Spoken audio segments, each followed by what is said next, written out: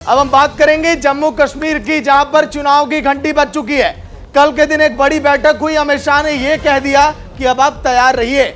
लेकिन वो पार्टियां जो जम्मू कश्मीर के चुनाव में अपनी किस्मत आजमाने वाली हैं, उसमें कई दिग्गज पार्टियां भी हैं, और तो और गुलाम नबी आजाद भी हो सकते हैं। कुंदन, तो देखिए, परिसीमन का काम जम्मू कश्मीर में लगभग तय हो गया है। इलेक्टोरल काम जो है वो लगातार चल रहा है, और इन सब के बीच जब केंद्रीय गृह मंत्री अमित शाह ये कहते हैं कोर ग्रुप की बैठक में कि चुनाव की तैयारी करते रहिए, चुनाव की तैयारियों में जुटे रहिए, तो ये अपने आप में बहुत बड़े संकेत हैं। और ये संकेत है कि अगले कुछ महीनों में जम्मू कश्मीर के अंदर विधानसभा के चुनाव होंगे 370 खत्म होने के बाद। बिल्कुल, तो जम्मू में बजी है चुनावी घंटी। जम्मू कश्मीर में जल्द चुनाव होने के संकेत दे दिए गए हैं। 370 धारा जब से हटाई गई थी, लगातार ये प्रयास किए जा रहे थे कि आखिरकार अब चुनाव कब होंगे, और इसी को लेकर के बीजेपी कोर ग्रुप की बैठक हुई है। अमित शाह बोले कि तैयार रहिए।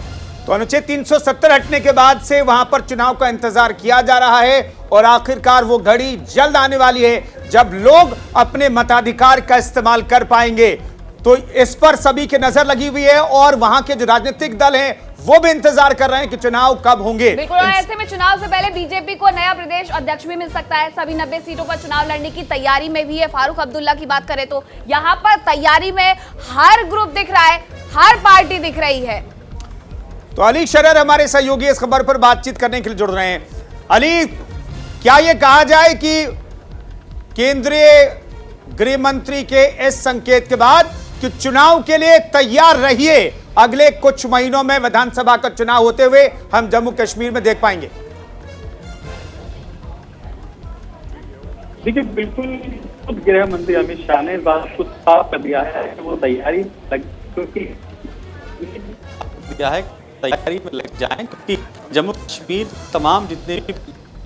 अली, आपकी आवाज साफ तौर पर हमें नहीं मिल पा रही है, मैं रोक रहा हूं, आपकी आवाज ब्रेक हो रही है।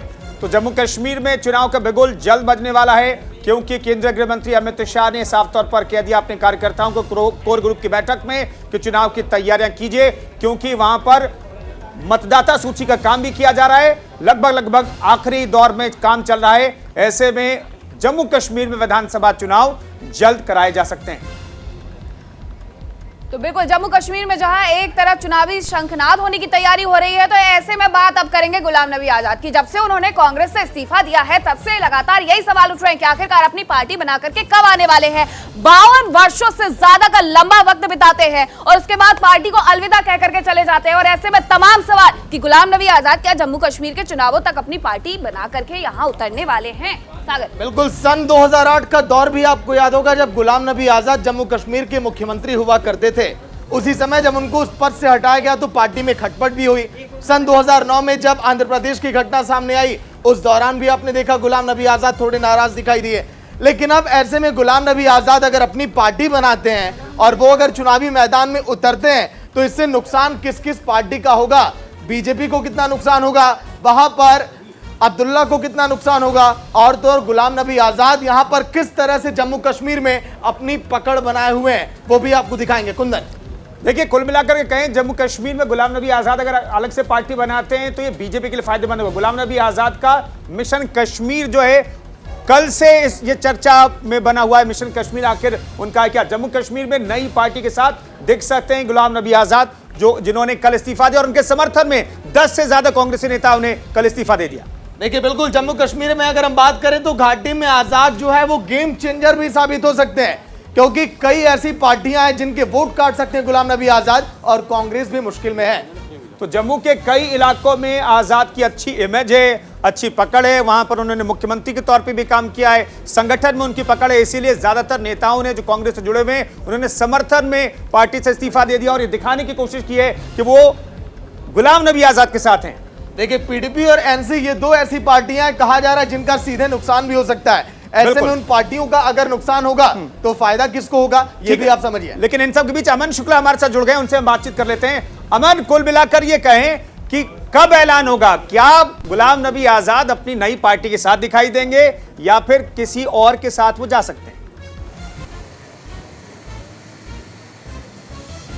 देखिए, गुलाम नबी आज़ाद अपनी नई पार्टी बनाएंगे, ये बात उन्होंने साफ कर दी है। और कल जब उन्होंने कांग्रेस से इस्तीफा दिया, उसके बाद में उनके समर्थन में कई और जम्मू कश्मीर के नेताओं ने कांग्रेस पार्टी से इस्तीफा दे दिया है। और आज की जो खबर है, हम आपको बता दें कि तमाम उनके समर्थक दिल्ली में उनके आवास पर आए हुए हैं, लगातार उनसे मीटिंग चल रही है। और जो उनके समर्थक हैं, उनको इस बात का विश्वास दिलाने की कोशिश कर रहे हैं कि वो सभी उनके समर्थन में खड़े हुए हैं, यानी कि वो नई पार्टी अगर बनाएंगे तो जो लोग हैं जम्मू कश्मीर के, वो उनको अपना समर्थन देंगे। अब बात करते हैं कि उनके अगर वो पार्टी बनाते हैं तो क्या किन किन पार्टियों को नुकसान होगा। देखिए, चाहे वो फारूक अब्दुल्ला की पार्टी की बात हो या फिर महबूबा मुफ्ती की पार्टी की बात हो, 370 खत्म होने के बाद इन सभी दलों का जम्मू कश्मीर में बहुत ज्यादा वर्चस्व बचा नहीं है। ऐसे में गुलाम नबी आजाद की जो छवि है, कहीं ना कहीं जम्मू कश्मीर में अच्छी छवि मानी जाती है, बड़े नेता वो माने जाते हैं। तो अगर वो अपनी नई पार्टी बनाकर जम्मू कश्मीर में चुनावी मैदान में उतरेंगे, जो कि आने वाले कुछ महीनों में अच्छा, लेकिन अमन देखिए, सबके बीच सबसे हम ये भी हो जाता है कि बीजेपी से उनके तालमेल बड़े बेहतर रहे। कहीं ऐसा तो नहीं कि बीजेपी को फायदा पहुंचाने के लिए सब कुछ कर रहे हो गुलाम नबी आजाद? देखिए, राजनीतिक गलियारों में इस बात की चर्चा जोरों पर है कि गुलाम नबी आजाद अपनी पार्टी बनाएंगे और अगर ठीक ठाक सीटें आती हैं गुलाम नबी आजाद की पार्टी की और भारतीय जनता पार्टी भी वहां पर चुनाव लड़ती है, तो ये दोनों पार्टियां आपस में गठबंधन कर वहां पर सरकार बना सकती हैं। तो कहीं ना कहीं से गुलाम नबी आजाद को भी फायदा होगा और भारतीय जनता पार्टी भी चाहती है कि घाटी में अगर कोई सरकार हो तो सरकार में उसकी जो हिस्सेदारी है वो होनी चाहिए, जिससे जो विकास कार्य हैं वो घाटी में बेहतर तरीके से हो सके। तो गुलाम नबी आजाद नई पार्टी बनाएंगे और ये जो कयास लगाए जा रहे हैं कि आने वाले जो चुनाव होंगे उसमें गठबंधन हो सकता है भारतीय जनता पार्टी। यहाँ पर लगातार ये तो सवाल उठ रहे हैं कि गुलाम नबी आजाद जो है वो भारतीय जनता पार्टी के साथ जा सकते हैं, लेकिन ऐसे में एक सवाल और ये यहाँ पर उठता है कि अगर वो पार्टी बनाकर चुनावी मैदान में उतरते हैं तो क्या ये पूरी संभावना जताई जाए कि वो अच्छी खासी यहाँ पर सीटें लेकर के आ पाएंगे?